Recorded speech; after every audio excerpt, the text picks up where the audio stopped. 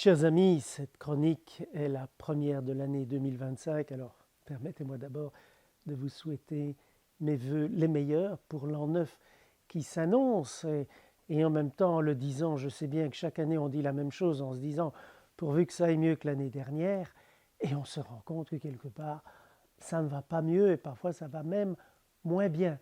Et là on se trouve face à ce qu'on appelle l'espoir humain, on espère que ceci, on espère que cela.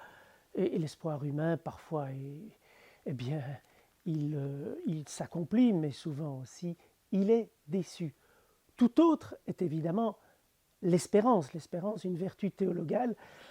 L'espérance, elle, c'est regarder l'avenir, l'avenir qui nous échappe, que nous ne connaissons pas, mais le regarder dans le regard du Christ. Et l'espérance, elle dit, quoi qu'il arrive, même si le pire advient, Dieu, par son amour, vainqueur de la mort, sera là et la croix sera vaincue par la résurrection dans l'avenir comme ce fut le cas dans le passé.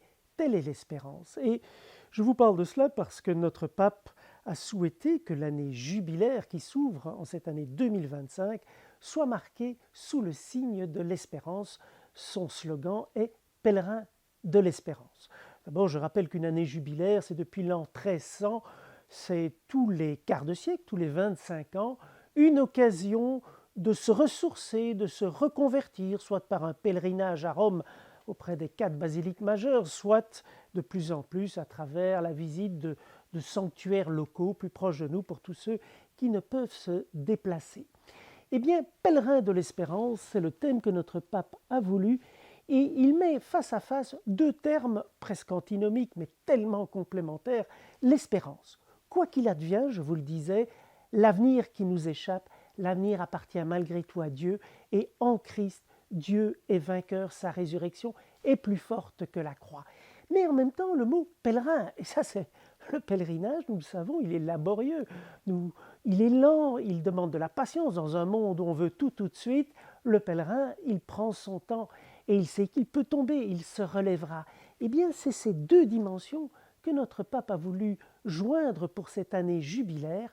Nous savons que quoi qu'il arrive en 2025, Christ sera vainqueur, mais en même temps, nous savons que nous y allons laborieusement, en cheminant, peut-être en tombant, en nous relevant, mais nous y allons dans la foi, dans l'espérance et dans la charité.